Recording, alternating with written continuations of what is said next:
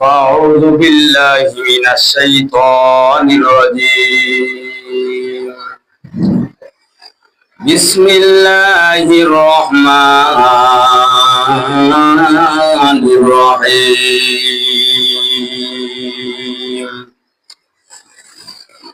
وكل إنسان ألزمناه طائره في عنقه ونخرج له طارة أخرى. وقال النبي صلى الله عليه وسلم رب ارحمهما كما ربياني صغيرا. اللهم صل على سيدنا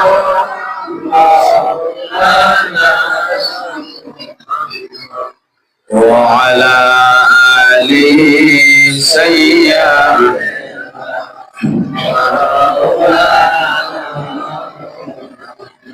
بلغ العلا بكماله كشف الدجى بجماله حسنت جميع خصاله. रहे मेरे मस्कन हवाली है काबा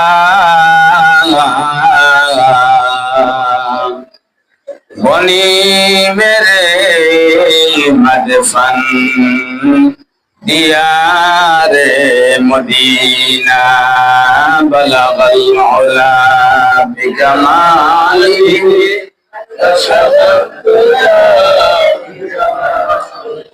हसनत जमीअ खिसालिही. মুআজ্জাজ হাজিরিন, মহান আল্লাহ রাব্বুল আলামিনের দরবারে লাখ লাখ শুকর যে রাব্বুল আলামিন আমাদেরকে জুমার দিনে আল্লাহর ঘর মসজিদে আসার আল্লাহ তৌফিক দান করলেন। এই জন্য শুকরিয়া আদায় করি আলহামদুলিল্লাহ। আর একটু জোরে সুরে বলেন আলহামদুলিল্লাহ। আজকে যে আয়াতে কারিমা তেলাওয়াত করেছি, এই আয়াত এবং বিষয়বস্তু হইল মৃত্যু এবং কবরের আযাব। মৃত্যু এবং বলেন, আজকের আলোচ্য বিষয় হইল মৃত্যু এবং কবরের আযাব। আজকের আলোচ্য বিষয় কি? মৃত্যু এবং আমরা কি মরতে হবে কি হবে না? কিন্তু আমরা যেইভাবে আমরা চলাফেরা করি বোঝা যায় মরতাম না।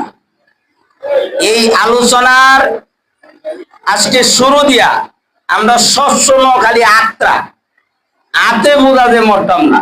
রাগ উঠলে কি মাথা দেয়া না দেয়া? হাতের মধ্যে শক্তিশালী হইল 5টা আঙ্গুল। কয়টা আঙ্গুল বলেন? হাতের মধ্যে একটা হাতের মধ্যে কয়টা আঙ্গুল? 2 হাতে কয়টা আঙ্গুল? 10টা।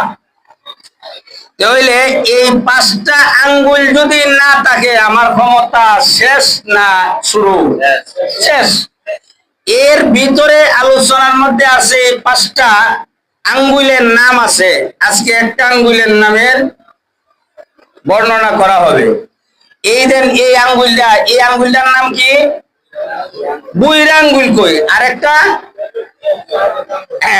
বুইরা আঙ্গুল কয়ে তাই। কিন্তু এই আঙ্গুলের 5টার মধ্যে একটার নাম হইল ঈমান। 5টা আঙ্গুলের নাম আছে, একটা আঙ্গুলের নাম কি? ঈমান। এই কথাটা আমরা জেহেনে রাখতে হইব সামনের আলোচনা বোঝার জন্য। এই জন্য আসুন, আমরা মরে গেলে আমরা জানি কবর দেওয়ার পরে 3টা প্রশ্ন করে। 1 নম্বর, মার রাব্বুকা ওয়া মান দীনুকা ওয়া মান নাবিয়ুকা। আমরা এতটুক জানি মরার পরে কবর দেওয়ার পরে এই 3টা প্রশ্ন সকলকে করা হবে, উপরের লেভেল থেকে নিচ পর্যন্ত, ধনী গরিব চাকর চাকরনি, রাজা বাদশাহ ভিক্ষুক সকলকে এই তিনটা প্রশ্ন করা হবে। কিন্তু ইবনে আব্বাস রাদিয়াল্লাহু তাআলা আনহু বলেন, নবীজির থেকে শুনছেন যে এই তিনটা প্রশ্ন করার আগে দুইজন ফেরেশতা যাইব, যে ফেরেশতার নাম হইল রুম্মান। যে ফেরেশতার নাম, অর্থাৎ মৃত্যুর পরে কবর দেওয়ার পরে সওয়াল প্রশ্ন করার আগে দুইজন ফেরেশতা গিয়া হেরে আপনারে মনে করেন আমি মরে গেছি গিয়া টান দিয়া উঠাইব, মৌলভী সাহেব আপনি ঘুরতে উঠেন, এরকম সব মুরব্বীরা সবাই লোক। ইবনে আব্বাস রাদিয়াল্লাহু তাআলা আনহু এবং সালাম রাদিয়াল্লাহু তাআলা আনহু হইতে হাদিস বর্ণনা। কবরে শোয়ানোর পরে কোন কোন কবর হয়, নবীজি বলেন যে কোন কোন কবর হয়ে যা আল কাবরু রাউযাতুম মিনাল জান্নাহ, কোন কোন কবরে মহান আল্লাহ তার ঈমানের স্বাদ, ঈমানের উসিলা করে কবরটারে সঙ্গে সঙ্গে জান্নাতের বাগান বানাই দেবে। ঈমানদারের কবর রে না বেঈমানের কবর রে? ঈমানদার, এর নাম উঠলে, এর নাম না উঠলে মাইছে তুতু ফালা, এমন লোক কি নাই? আরো ধরে কন, ঈমান থাকবো ধরে কথা তুতু ফালা, তুতু। কবরের মধ্যে আযাব হইল দুই কারণে, এক নম্বর হইল হরসাব কইরা ঢিলা কিংবা পানি যদি পবিত্রতা না হয়। এক নম্বর হরসাব কইরা ভালো করে পানি লিছেন, আজকাল থেকে যত কংক্রিট আছে সকল তা লাগাইয়া ফেলাই দিবেন। কংক্রিট দিয়া সেরা ঢিলা হইলে হইব না হইতো না? এতো সবাই জানেন, হইতো হইব না হইতো না? কবরের মধ্যে এক নম্বর আযাব হইব হরসাবের পানি ঢিলা না লওয়ার কারণে। এই জন্য আসুন, নবীর অত্যন্ত গুরুত্বপূর্ণ একজন সাহাবী যার নাম হইল উসমান রাদিয়াল্লাহু তাআলা আনহু, উনি ধনী বাপের লোক ছিলেন, ধনী বাপের সন্তান ছিলেন। ওনার সব সম্পদ গুলি আমরা নবীর কাছে গিয়া ইসলামের জন্য দান করে দিছি, সব দান করে দিছে। এই উসমান রাদিয়াল্লাহু তাআলা আনহুর সম্পদ কি পরিমাণ জানেননি? ওই দিকে ধরেন বর্ডার, আর ওই দিকে হইল মেঘনা নদীর, আর ওই দিকে হইল কসবা, ওই দিকে নাসিরনগর। এই এরিয়ার ভিতরে কোন জায়গা অন্যের নাই, হযরত উসমান রাদিয়াল্লাহু তাআলা আনহু ছিলেন। সুবহানাল্লাহ বলে। এই উসমান যদি আঙ্গুল দেখাইতো, কটা আঙ্গুল দেখাইতে পারতো? বাবারে কুতুরা জায়গা, হের হাওয়ারে মানুষ থাকতে পারে না, হের গরিমানা মানুষ থাকতে পারে না। এর নাম উঠলে সামনে না হলো পিছেদা সেপালা, এমন সমাজে আছে না নাই? এই উসমান রাদিয়াল্লাহু তাআলা আনহু উনি যখন কবরের সামনে দিয়া যাইতেন, উনি কাজ কইরা দাঁড়ায়া যাইতেন, কাঁদতেন। নবীর ওয়াজ শুই না এত কান্না কানতেন না, উনি এত কান্না কানতেন। কিতাবের মধ্যে লেখা হয় দাড়িগুলি ভিজা ভিজা মেঘের মতন টপটপাইয়া চোখ দিয়া পানি ভর্তি। কেন এই কথাটা? কবরে হইল প্রথম মঞ্জিল, এই মঞ্জিল থেকে যদি আমি সাকসেস না হইতে পারি তাহলে এই আযাব বহন করতে হবে। এই জন্য আল্লাহু আকবার, উসমান রাদিয়াল্লাহু তাআলা আনহু কাঁদতেন।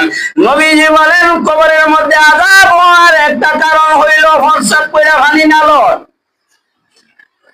হরসাব কইরা। এখন বর্তমান যুগের হিসাবটা করি, যদি মনে করেন কোন সমস্যার কারণে মামলা হয়, আর যদি হাকিম সাহেব আপনার 5 দিনের রিমান্ড লেখা হয়, দুনিয়ার রিমান্ড টাকা দিয়া ঘুষ দিয়া লোক দইরা কমানো যা বাড়ানো যা, জোরে কোন ঠিক ঠিক না? আরো জোরে কোন। কবরের আযাব কিন্তু উকিল মুক্তা নাই, ডাইরেক্ট উকিল হইল আমার নবী, আর ডাইরেক্ট বাদশা হইল আমার আল্লাহ। জোরে জোরে কোন না সুবহানাল্লাহ। আখিরাতের উকিলকে আমার নবী বলেন, আখিরাতের উকিলকে নবী, আখিরাতের উকিল হইল নবী। এই জন্য এক আল্লাহর ওলি বলেন, মোবাইলের মধ্যে টাকা রিচার্জ করলে কথা বলা যায়, আর আমার নবীর সাথে যদি কথা বলতে হয় বেশি বেশি দরুদ শরীফ পড়ো আমার কামলেওয়ালা নবীর সাথে ঘুমের ঘরে স্বপ্নে যুগে কথা বলাইবে আল্লাহ। সুবহানাল্লাহ। মোবাইলে দেখা থাকলে কথা বলা যায়, নবীর সাথে কথা বলবেন কেমনে? বেশি বেশি দরুদ শরীফ। এই জন্য আসুন আল্লামা নববী রাহমাতুল্লাহি আলাইহি লেখেন, আল্লাহ হাদিসের কিতাবের মধ্যে আছে, আমার নবীজি এর কাজটা দিয়া যাইতেছে, হঠাৎ করে কবরের আযাব দেন হইতেছে, নবীজি টের পাইলেন, বুঝতে পারলেন। সুবহানাল্লাহ বলেন। কেননা কোন কবরে আযাব হয় আল্লাহ আমার নবীরে জানাইতেন, নবীজি দেখতেন। এই জন্য একজন সাহাবীকে ডাক দিয়া বলেন, ও সাহাবী, একটা খেজুরের ডাল লয়াও। একটা খেজুরের ডাল আনলেন, নবীজি দুইটা ভাগ করলেন, দুইটা কবরের মধ্যে ঢুকাইয়া দিলেন, আর কি জানি নবীর জবান মুবারক দিয়া দোয়া পড়লেন। দোয়া পড়ার সাথে সাথে মহান আল্লাহ কবরের আযাবটারে মুহূর্তের মধ্যে বন্ধ করে দিয়েছে। ও বিশুদারাবাসী, আজকে আমার নবী তো আমার বিশুদারা কবরে আসবে না, আজকে তো সরাইল কবরের মধ্যে আসবে না। আমার মার জন্য, আমার আব্বার জন্য দোয়া করার কোনো ব্যবস্থা নাই। কিন্তু নবীজি দুনিয়া থেকে বিদায় হয়ে গেল, রওজাতুম মিনাল জান্নার মধ্যে, কবরের মধ্যে রওজাতুম মিনাল জান্নার মধ্যে শুয়ে আছে। কিন্তু আজকে আমার এমন আছে, আমার মা নাই, বাবা নাই। মা বাবাদের দুনিয়া থেকে বিদায় হয়ে গেছে, 40-50 বছর হয়ে গেছে, 10 বছর হয়ে গেছে, 5 বছর হয়ে গেছে। আমি কেমনে জানবো আমার মার কবরে আযাব হয় কি হয় না? এটা তো আমরা জানি না। এই জন্য কিতাবের মধ্যে লেখা হয়েছে, নবীজি বলেন, কবরের পাশে যদি সন্তান গিয়া দাঁড়াইয়া আমি যে দোয়াটা পড়েছি, দোয়াটা যদি পড়তে পারে, সকলেই একসাথে আমার সাথে পড়েন, রব্বিরহামহুমা কামা রব্বায়ানি সগীরা। আমার নবী বলেন, এই দোয়াটা মা বাবার কবরের সামনে সন্তান দাঁড়ায়া পড়তে দেরি হবে, এই কবরটারে মহান আল্লাহ জান্নাতের বাগান বানাইতে একটা মুহূর্ত দেরি হবে না। এই জন্য আসুন গাউসুল আজম বড় পীর আব্দুল কাদের জিলানী রাহমাতুল্লাহি আলাইহি ওনার এক কিতাবের মধ্যে লিখছেন, মত থেকে আমরা দূরে কেমন ভাবে সরে গেছি। আমার কাছে একটা কিতাব আছে, যেই কিতাবের নাম হইল ফেরেশতুকা আজিব হালাত, অর্থাৎ ফেরেশতাদের আজীব আজীব কথা। এই জন্য এই কিতাবের মধ্যে লিখেছেন, আল্লাহু আকবার, আল্লাহু আকবার। মালিক ইবনে দিনার রাহমাতুল্লাহি আলাইহি হাঁটতেছে, হঠাৎ করে তাকায়া দেখে এক কবরের উপরের মধ্যে রেশমিওয়ালা কাপড়, জান্নাতি কাপড় পইরা দুইজন ব্যক্তি ভাবে বৈশা রইল। ইমাম মালিক রাহমাতুল্লাহি আলাইহি, মালিক ইবনে দিনার রাহমাতুল্লাহি আলাইহি গিয়া সালাম দিলেন। কেননা একটা কথা আছে, বাক্য আছে, সুরে সুরে চিনে, সুরে সুরে চিনে, ভালো মানুষ ভালো মানুষকে চিনে, ইমানদার ইমানদার রে চিনে, বদমাইশ বদমাইশ কে চিনে। আরো জোরে কম। উনি কবরের মধ্যে জান্নাতি কাপড় পরিধান অবস্থা বৈশা রইল। আসলে কিন্তু মানুষ না, তারা হইল আল্লাহর রহমতের ফেরেশতা। সুবহানাল্লাহ বলে। ইমাম মালিক ইবনে দিনার রাহমাতুল্লাহি আলাইহি সালাম দিলেন, আসসালামু আলাইকুম। আপনারা কেন কইলেন কে চিনা লাইছে? বলে আমরা কেডা? বলে আপনারা হইল আল্লাহর রহমতের ফেরেশতা। সুবহানাল্লাহ বলেন না? আমাদের বড় কবরস্থান হোক, এই কবরস্থান হোক, যদি আমরা ফজরের নামাজ পড়িরা মা বাবার কবর জিয়ারত করতে গিয়া যদি গিয়া দেখি দুইজন মানুষ ফাঁকরি বাইন্দা বইয়া রয়েছে, আমরা তো কাছেও যাইতাম না, দৌড় দিয়াইমু। আর যদি মা এবং বাবার কবরের সামনে দাঁড়াইয়া আলহামদু সূরা পড়েন, আলহামদুলিল্লাহি রাব্বিল আলামিন আর রহমানির রহিম, সাধারণত আমরা কবর জিয়ারত করলে চোখটা মুজালায়, কেননা দুনিয়া দেখি না, আখিরাত দেখার জন্য। এই জন্য মালিক ইয়াউমিদ্দিন পড়ছেন। এর ভিতরেই কবর থেকে যদি কেউ সালাম দেয় আসসালামু আলাইকুম, বলেন তো দেখি আপনি দাঁড়ে থাকবেন না যাইবেন? আর যদিও আপনি দাঁড়ায়া থাকেন, যদি প্রশ্ন করেন কে আপনি আমারে সালাম দিলেন, আজরাইল যদি ওই সময় কালো রে আমি দুনিয়ার কেউ না, আমার নাম আজরাইল, আর কবর জিয়ারত থাকতো না, জুতাও বিছাতো না, জুতা মুদা ফালাইয়া দৌড় মারবে। আরো জোরে কন। ইমাম মালিক ইবনে দিনার রাহমাতুল্লাহ আলাইহি ডাক দিয়া বলেন, আপনারা রহমতের ফেরেশতা, সুবহানাল্লাহ বলেন। কেন আসছেন? এই এলাকার কোন মানুষ জান্নাতে যাইব, কোন মানুষ জাহান্নামে যাইব, মহান আল্লাহ বানাইছে তালিকা করার জন্য, লিস্ট করার জন্য। সুবহানাল্লাহ কইতেন না? তো ভাই আমার দয়া করে আমার নামটা আসেনি জান্নাতে যাওয়ার, দেখেন না একটু। আল্লাহু আকবার, আল্লাহু আকবার। মালিক ইবনে দিনার রাহমাতুল্লাহ আলাইহি আসমানের দিকে তাকাইয়া, তার মুখ বালা আছেন, অন্তর বালা আছেন, চোখ বালা আছেন, ওলিয়ে কামেল ছিল, বাক্তার ওলি ছিল না, সিটার ওলি ছিল না, বন্ড ওলি ছিল না। জোরে কোন কথা ঠিক কি ঠিক না? এই জন্য আসমানের দিকে তাকাইয়া যা বলতেন মহান আল্লাহ তা কবুল করতেন। সুবহানাল্লাহ বলেন। ওই ফেরেশতারা একটু আতায়া দেন না, আমার নামটা চিনি লিস্টের মধ্যে, এরা পাতা উল্টা দেহে নাই। এত বড় ওলি আসমানের দিকে তাকায়া যা বলতেন আল্লাহ তা কবুল করতেন, কিন্তু নাম নাই। সাজদার পরে কান্না আরম্ভ করে দিছে। সুবহানাল্লাহ বলবেন না? সাজদার পরে কান্দে, আল্লাহ কি করলাম, কি করলাম, কোন সমাধানী মরণ হয়ে যা। এই আলোচনা আগামী সপ্তাহ হবে এরপর থেকে। এই জন্য বড় পীর আব্দুল কাদের জিলানী রাহমাতুল্লাহি আলাইহি বলেন,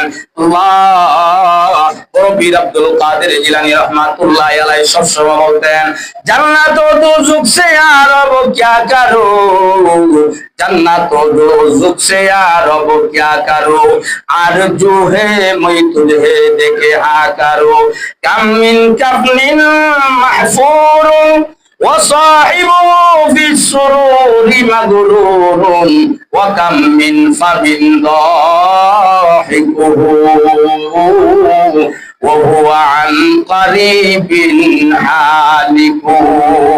বড় পীর আব্দুল কাদের জিলানী রাহমাতুল্লাহ আলাইহি বাগদাদের মসনদে বসে এই কবিতা আবৃত্তি করেন, ও মানুষ এখনো তোমরা হাসি তামাশার মধ্যে আছো, একটু পরে মুয়াজ্জিন মাইক দিয়া বলবে ইমাম দুনিয়া থেকে বিদায় হয়ে গেছে, কয়েক মিনিট পরে কবর খনন করা হবে, ওই কবরে আমরা যাইতে হবে কি হবে না? আরো জোরে কন।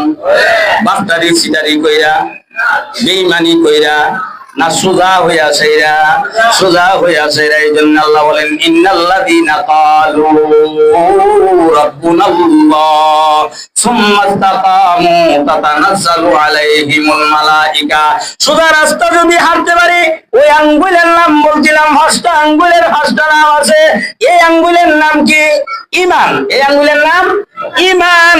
সোজা হইয়া যদি চলতে পারি, তাহলে মহান আল্লাহ রাব্বুল আলামিন মরণদারে সহজ বানায়া দিব, কবরটারে জান্নাতের বাগান বানায়া দিব। মৃত্যুর সময় একজন দুইজন না, ৭০,০০০ রহমতের ফেরেশতা মহান আল্লাহ পাঠায়া দিবে। এরপর থেকে ইনশাআল্লাহ আগামী জুমা আলোচনা হবে। যারা সুন্নত পড়ছেন না সুন্নত